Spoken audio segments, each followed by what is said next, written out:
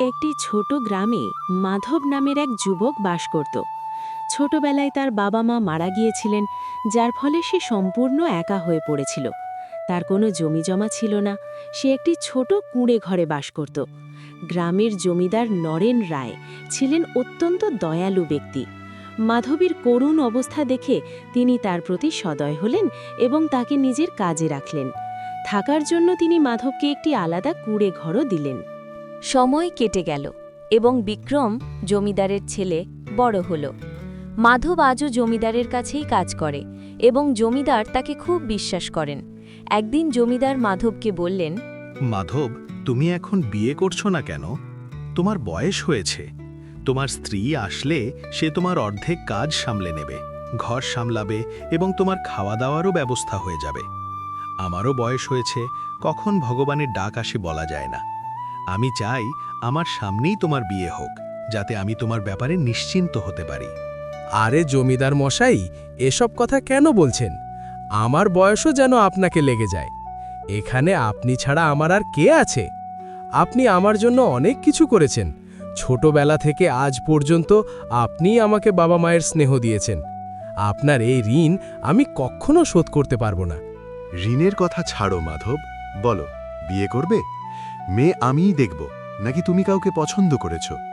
না জমিদার মশাই, আমার নজরে কোনো মেয়ে নেই। আপনি যা ভালো মনে করবেন তাই করুন। আপনার ওপর আমার পূর্ণ বিশ্বাস আছে। আপনি আমার জন্য ভগবানের চেয়ে কম নন। আপনি যে সিদ্ধান্ত নেবেন তা সঠিক এবং আমার ভালোর জন্যই হবে। এখন আপনি আমার বাবার সমান। ঠিক আছে ভাই, আমার নজরে তোমার জন্য খুব ভালো একটা মেয়ে আছে। আর হ্যাঁ, বিয়ের খরচের চিন্তা একদম করবে না, ওটা আমার দায়িত্ব। যখন বাবার মর্যাদা দিয়েছ, তখন আমার কথাও মানতে হবে। আচ্ছা মালিক, আপনি যা ভালো মনে করেন। জমিদারের ছেলে বিক্রম এসব কথা শুনছিল। সে রেগে তার বাবার কাছে গিয়ে বলল, বাবা, এসব আপনি কি বলছেন? মাধবের বিয়ের খরচ বহন করার কি দরকার? ভুলে যাবেন না, সে আমাদের চাকর। চাকরের সাথে এত ঘনিষ্ঠতা ঠিক নয়। এভাবে সে মাথায় চড়ে বসবে। আজ আপনি তার বিয়ের টাকা দেবেন, কাল তার অভ্যাস খারাপ হয়ে যাবে। ছোটবেলা থেকে আজ পর্যন্ত সে আমাদের টাকায় পালিত হয়েছে, আর এখন আপনি তার বিয়েও দিচ্ছেন। আপনি কি তার সব দায়িত্ব নিয়ে রেখেছেন? মুখ সামলে কথা বলো বিক্রম। সে আমার চাকর নয়, ছেলের মতো। আর এটা আমার সম্পত্তি। আমি যা খুশি তাই করব। তুমি আমাকে শেখাতে এসো না যে আমার কি করা উচিত আর কি নয়। আর ভুলে যেও না যে আমি তোমার বাবা। বাবা, আপনি ঠিক করছেন না। আমি আপনার ছেলে, ওই ভিখারি মাধব নয়। আপনি আমার তুলনা ওর সাথে করছেন। আমার সামনে ওর কি যোগ্যতা? ওর ওই ভালো মানুষই চেহারায় ভুলবেন না। সব গরিব লোকই এমন হয়। একদিন আপনি বুঝতে পারবেন কে আপন আর কে পর। আপন পরের কথা তুমি বলো না। আমি ভালো করে জানি কে আপন আর কে পর। আগে আমি যখন খুব অসুস্থ ছিলাম, তখন তোমার আপনজনরা কোথায় ছিল? তখন মাধব আমার কত সেবা করেছে, দিন রাত আমার সেবায় লেগেছিল। আজ আমি বেঁচে আছি তো শুধু ওর কারণে। তুমি তো একবারও খবর নাওনি। তুমি তোমার নেশায় মগ্ন ছিলে। আমি কি মিথ্যে বলছি? আর এখানে এসে আমাকে আপন পরের জ্ঞান দিচ্ছ? দূর হয় এখান থেকে। মনে হচ্ছে ও আপনার উপর কোনো জাদুটোনা করেছে, তাই আপনি নিজের ছেলের চেয়ে ওই 2 পয়সার চাকরের বেশি পক্ষপাতিত্ব করছেন। আর আপনার বয়সও হয়েছে, এই বয়সে মানুষের বুদ্ধি লোপ পায়। এখন একটা কাজ করুন, সব হিসাব নিকাশ আমাকে দিয়ে দিন। না হলে আপনি এভাবেই সব টাকা উড়িয়ে দেবেন আর আমার জন্য কিছুই থাকবে না। যতদিন আমি বেঁচে আছি, ততদিন তোমার হাতে কিছুই আসবে না। তোমার হাতে হিসেব নিকাশ দিয়ে আমি আমার নাম খারাপ করতে চাই না। আমি অনেক কষ্টে এই টাকা কামিয়েছি। সমাজে আমার অনেক সম্মান আছে, আর তুমি আমার সম্মান ধুলোয় মেশাতে চাও? যদি তোমার হিসেব নিকাশ চাই, তবে সেই যোগ্য হয়ে এসো, তারপর কথা বলবো। ইস, তোমার জায়গায় ভগবান যদি আমাকে মাধবের মতো একটা ছেলে দিত। বিক্রম রেগে সেখান থেকে চলে যায়। মাধবের বিয়ে হয়ে গেছে। ছোট্ট কুঁড়ে ঘরে মাধবের স্ত্রী সুমি আর মাধব খুব সুখে আছে। জানো সুমি, বাবু মশাই না থাকলে আজ আমার এই জীবন হতো না। উনি আমার ভগবানের সমান। ঠিকই বলেছ, ওনার মতো মানুষ হয় না। আমরা সারা জীবন ওনার সেবা করব। কিছুদিন পর একদিন বিক্রম জমিদার নরেন রায়ের কাছে যায়। বাবা, আমাকে এক্ষুনি 10,000 টাকা দাও, খুব দরকার। কেন? আবার জুয়ার নেশার জন্য? এক পয়সাও পাবি না তুই। আমার কষ্ট করার টাকা এভাবে ওড়াতে দেব না। চাকরের বিয়ের জন্য টাকা আছে আর নিজের ছেলের জন্য নেই? ঠিক আছে, দেখে নেব আমিও। বিক্রম হুমকি দিয়ে বেরিয়ে যায়। নরেন রায় চিন্তিত হয়ে পড়েন। এই ভিখারি মাধবের একটা ব্যবস্থা করতে হবে। এই 2 পয়সার চাকর আমার জায়গা নেওয়ার চেষ্টা করছে। আমার বাবা হয়েও তিনি আমার বদলে ওই অলক্ষণে লোকটার পক্ষপাতিত্ব করছেন। এই অপমান আমি কখনো ভুলব না। সময় এলে দুজনকে উচিত শিক্ষা দেব। পরদিন সিন্দুক থেকে 1,00,000 টাকা চুরি হয়ে যায়। জমিদার সবাইকে জিজ্ঞাসাবাদ করেন, কিন্তু টাকার খোঁজ মেলে না। তখন বিক্রম আসে। কি ব্যাপার বাবা, আপনাকে খুব চিন্তিত মনে হচ্ছে। ছোট মালিক, মালিকের সিন্দুক থেকে 1,00,000 টাকা চুরি হয়ে গেছে। চোরের কোনো খোঁজ পাওয়া যাচ্ছে না। আমি তো আগেই বলেছিলাম, চোর আর কি হবে, নিশ্চয়ই ওই মাধব। বাবা, তুমি যাকে এত বিশ্বাস করতে, সেই তোমার পিঠে ছুরি মারল। এটা তুমি কি বলছো বিক্রম? আমার মাধবের ওপর পূর্ণ বিশ্বাস আছে। সেই কখনো এমন করতে পারে না। ওর ওপর বিশ্বাস করে আপনি ভুল করেছেন। চুরি ওই করেছে। ওর তো আগে থেকেই আমাদের টাকার ওপর নজর ছিল। আপনি ওকে খুব বিশ্বাস করতেন, তাই না? ওকে সিন্দুক ও ছাবিও দিতেন মাঝে মাঝে। দিন রাত আপনার আগে পিছে ও এই জন্যই ঘুরত। তখন মাধব সেখানে আসে। কি হয়েছে মালিক? আপনারা এখানে সবাই জমা হয়েছেন কেন? এত কিছু করার পর জিজ্ঞেস করছো কি হয়েছে? এক তো চুরি করেছ, তার উপর সাহস দেখো মুখ তুলে চলে এসেছ।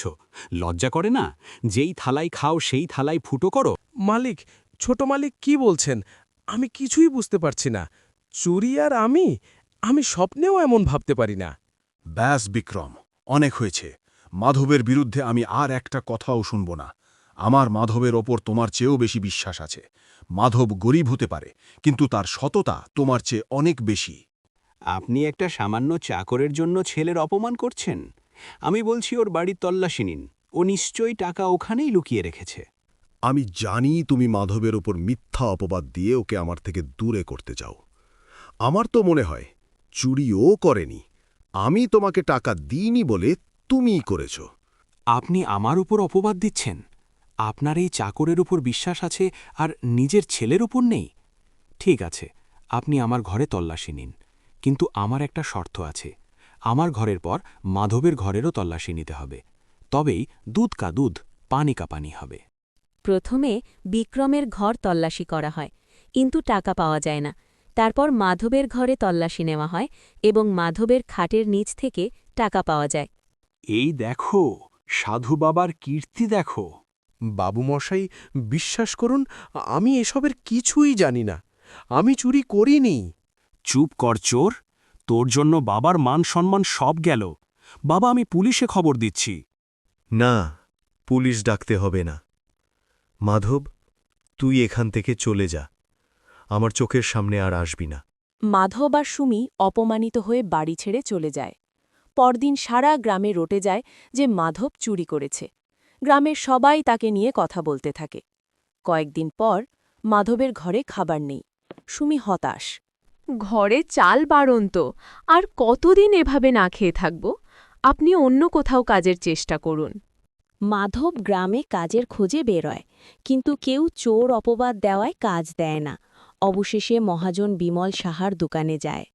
মহাজন মশাই, আমাকে একটা কাজ দেবেন? খুব বিপদে আছি। ঠিক আছে মাধব, তুই কাল থেকে আমার গদিতে কাজ করবি। যা, বাড়ি যা। ওগো, তুমি কাকে কাজ দিলে? ও তো সেই চোর মাধব, আমাদের সর্বস্ব লুট করে নেবে যে।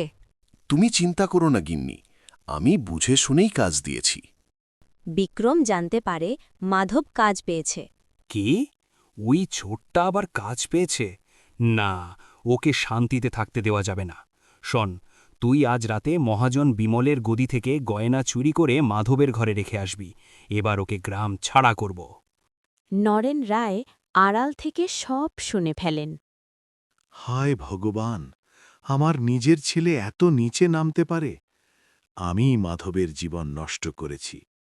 পরদিন সকালে নরেন রায় পুলিশ নিয়ে বাড়িতে আসেন। বাবা, পুলিশ কেন? মাধবকে ধরতে এসেছে তো?